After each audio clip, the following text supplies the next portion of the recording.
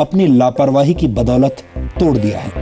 छत्तीसगढ़ सरकार का दावा है कि उनके राज्य में 300, 400 और 500 साल की महिलाएं रहती हैं और पिछले साल ही छत्तीसगढ़ सरकार ने सैकड़ों सालों से जीवित ऐसी हजारों महिलाओं को साइकिलें और सिलाई मशीनें बांटी हैं। ये खबर सुनकर आपको छत्तीसगढ़ सरकार की इस लापरवाही पर हंसी आ सकती है, लेकिन ये हमारे सिस्टम की एक गंभीर चूक है और ऐसी कमियों की वजह से ही बेईमान लोगों के लिए भ्रष्टाचार के रास्ते खुल जाते हैं। नाम उषा जामगड़े, उम्र 532 साल। नाम अनीता तांडी, उम्र 392 साल। नाम त्रिवेणी साहू, उम्र 114 साल। जो भगवान नहीं कर सकता, छत्तीसगढ़ की सरकार कर सकती है। कर ही नहीं सकती, करके दिखा भी दिया है। यह लिस्ट छत्तीसगढ़ के श्रम विभाग द्वारा जारी की गई है, जिसमें उन महिलाओं के नाम और उम्र दर्ज है जिन्हें छत्तीसगढ़ सरकार ने सिलाई मशीन और साइकिलें बांटी थी।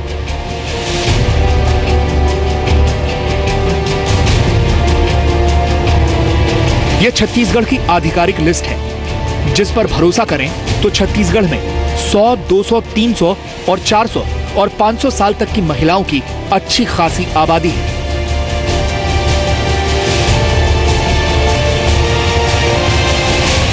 और वो इतनी स्वस्थ हैं कि साइकिल और सिलाई मशीन भी चलाती हैं। इनमें सबसे बुजुर्ग महिला तो 532 साल की हैं। यह चौंकाने वाला खुलासा एक आरटीआई के जरिए हुआ है।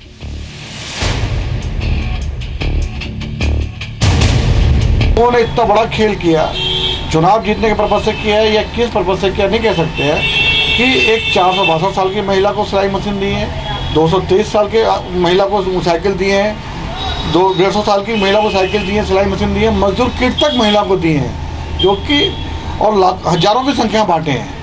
इसका कोई वेरिफिकेशन नहीं हुआ है, सिर्फ बंदर बाट हुआ है। अधिकारी और मंत्री की मनमानी चली है।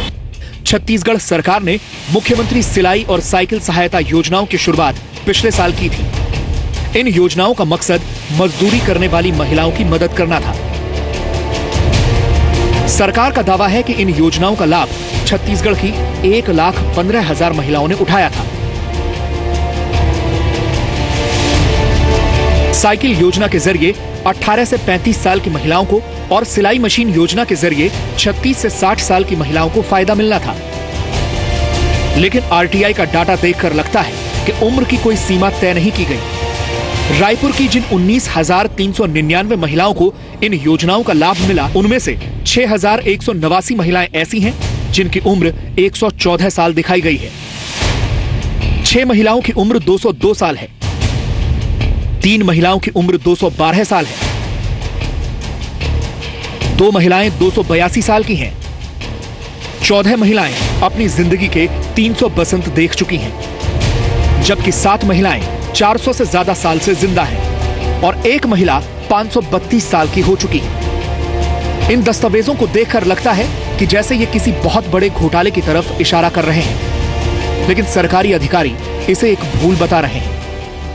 जो अभी राइट टू इन्फॉर्मेशन के अंतर्गत हमने जो जानकारियाँ दी हैं, उसमें एज में जो गड़बड़ी आ रही है वो बाय डिफ़ॉल्ट है। क्योंकि हमें जो है योजनाओं की पोस्टिंग करनी थी, तो हमने एक नया सॉफ्टवेयर जो एनआईसी के थ्रू जो डेवलप हुआ था, उसमें जो है एड्रेस और जो है एज उसमें नहीं था। चूँकि योजनाओं पे हमको जल्दी पोस्टिंग करनी थी, इसलिए सारी गड़बड़ियाँ। हो सकता है कि वाकई ये सब गलती से हुआ हो, लेकिन सवाल ये पैदा होता है कि अगर ये गलती से ही हुआ तो इतनी बड़ी गलती एक आरटीआई के जरिए ही क्यों पकड़ी गई? प्रशासन की नजर में ये गलती क्यों नहीं आई?